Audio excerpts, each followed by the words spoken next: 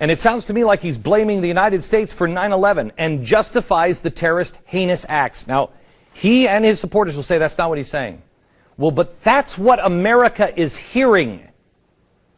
I happen to think that no matter what your foreign policy is, there is no justification for bombing innocent civilians. Call me crazy. And Ron Paul supporters have.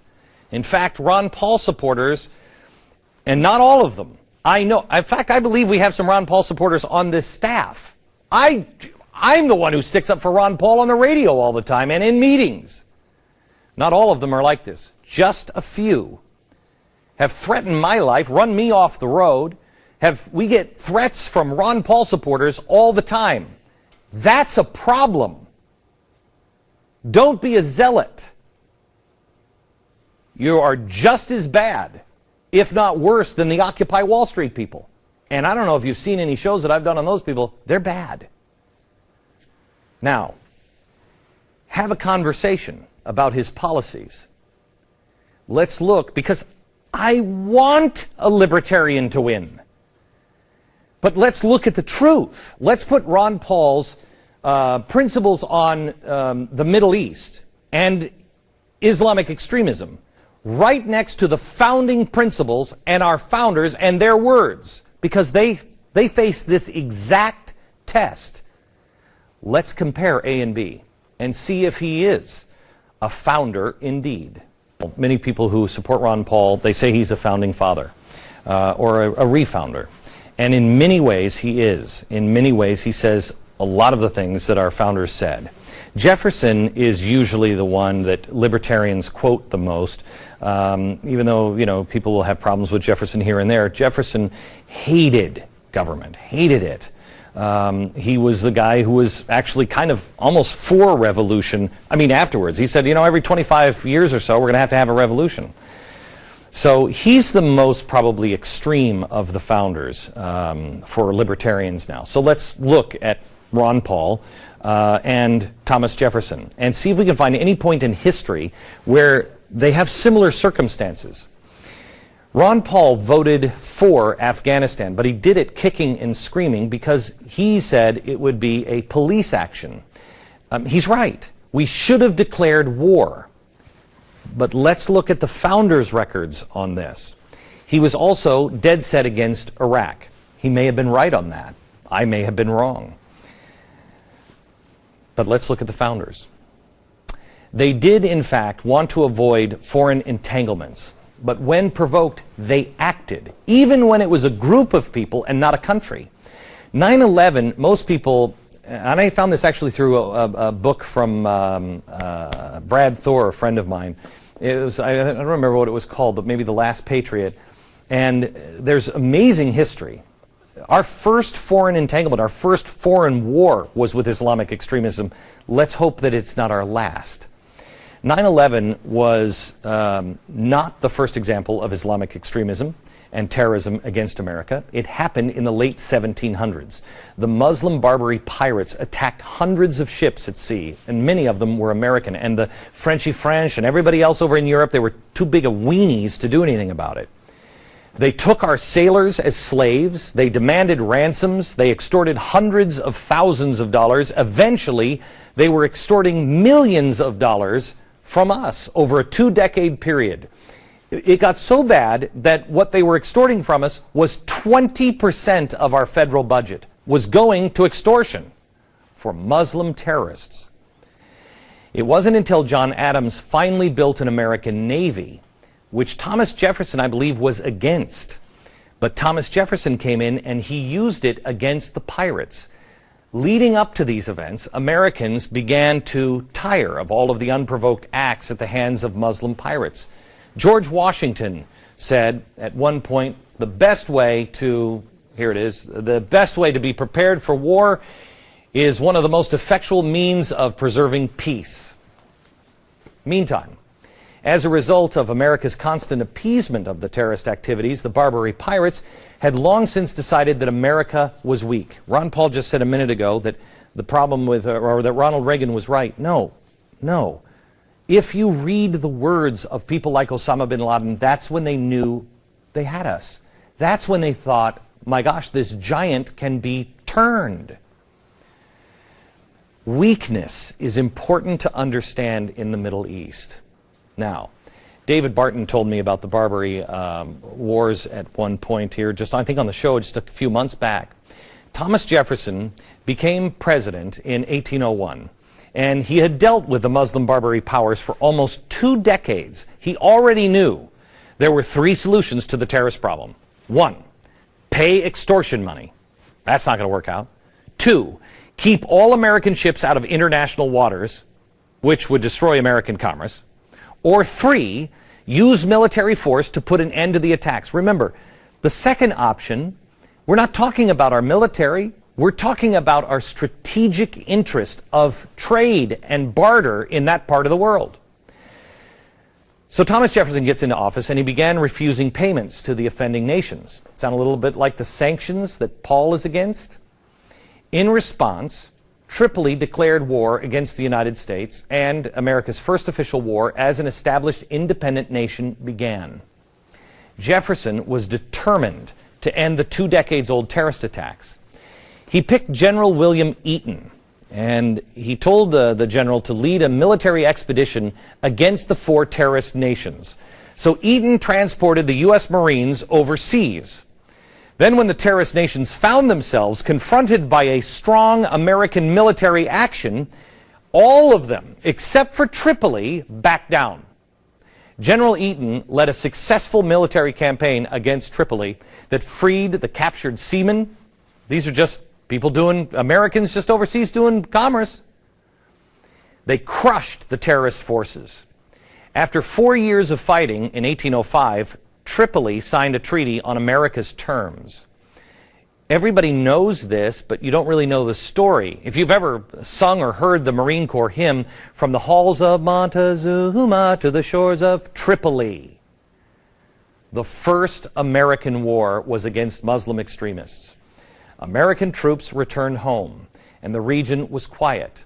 But time passes, and Islam does not go to sleep. In 1807, Muslim Algiers had resumed attacks against American ships and sailors. Jefferson, preoccupied with the efforts to avoid war with both Great Britain and France, didn't return military forces to the region. That had to be left to James Madison after America won the War of 1812. Once and for all, we ended it. And again, we sent troops and ships to the region. And this time, along with the British and the Dutch, and we crushed the Barbary nations to stop the terrorism. It sounds to me like it was over a decade of constant, endless wars. I can say a lot of bad things about George W. Bush, and I have. But I also can say some good things about George W. Bush. George Bush, like Thomas Jefferson, understood the mentality of the Muslim extremists. He wasn't misguided. He knew. He knew who they were. He knew they weren't truly interested in peace. 1791 doesn't come back again. America 2.0, whatever it's going to be in the future, we'll take from the past and hopefully get rid of the worst things in the past, but we will learn from the past. We have to learn that this isn't the first time we've done this. Ron Paul believes that Muslim extremists will leave us alone if we just leave the region. Well, we did that. We did that. We did what they demanded 200 years ago. That's not the only place where Ron Paul's policy differs from what the founders had in mind. Dr. Paul doesn't support Israel. He seems to vehemently oppose them. Listen. You know, Hamas, if you look at the history, you'll find out that Hamas was encouraged and really started by Israel because they wanted Hamas to counteract Yasser Arafat. So we encourage the Palestinians to have a free election. They do, and they elect Hamas. So we first, indirectly and directly through Israel, helped establish Hamas. Certainly the president has said nothing to diminish it. Matter of fact, he justifies it on moral grounds that, oh, they have a right to this, without ever mentioning the tragedy of Gaza. You know, the real problems that are there. To me, I look at it like a concentration camp, and people are making homemade bombs, and like they're the aggressors. he believes that Gaza is a concentration camp? And he scoffs at the Palestinian terrorists being an aggressor. That's crazy talk. Obviously, there was no state of Israel when the founders were around.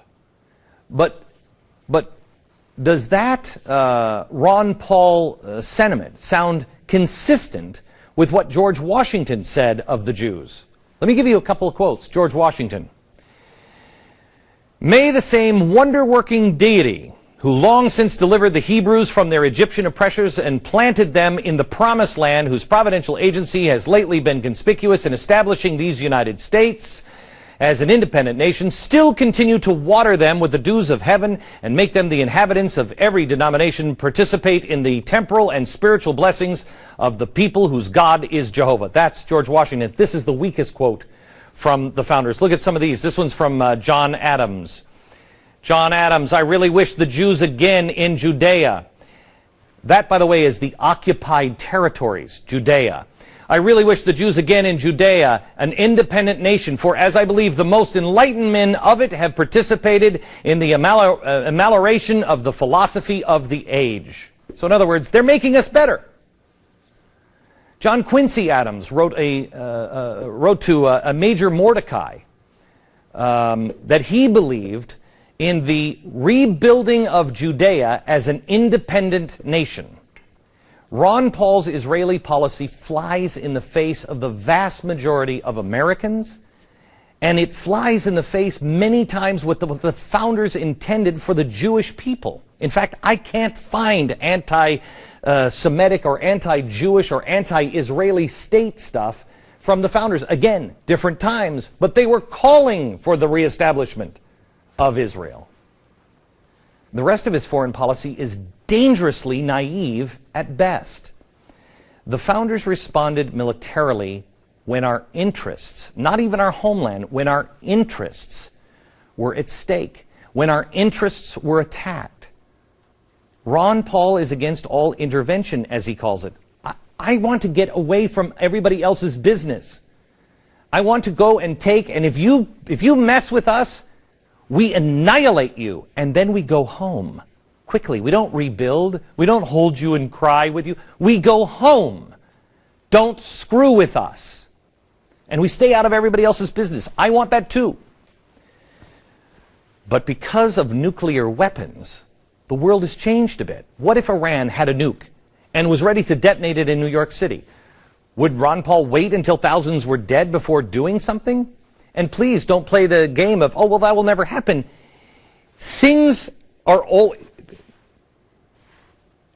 Aren't the libertarians the one that are saying, no, what are you talking about? That's not a conspiracy theory. Yes, people are plotting because they hate America and they're trying to take it down. They're trying to take the Fed.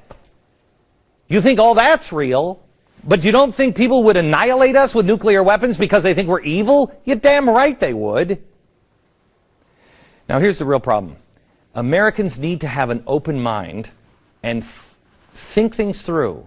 Thoughtfully consider the facts and use common sense rather than blindly accept the things that anyone says. Remember, I told you the op-ed in that Czech Republic paper was the problem in America is not Barack Obama.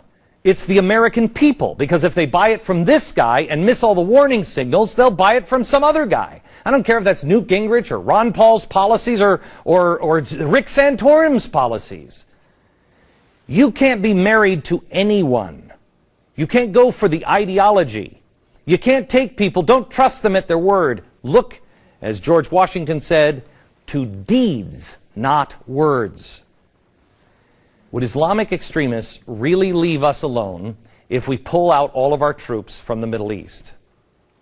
Well, they didn't historically. They never have. Do you believe they would this time? If so, what has changed? And on Israel, saying things like Hamas was started and promoted by Israel, does that even make sense to you?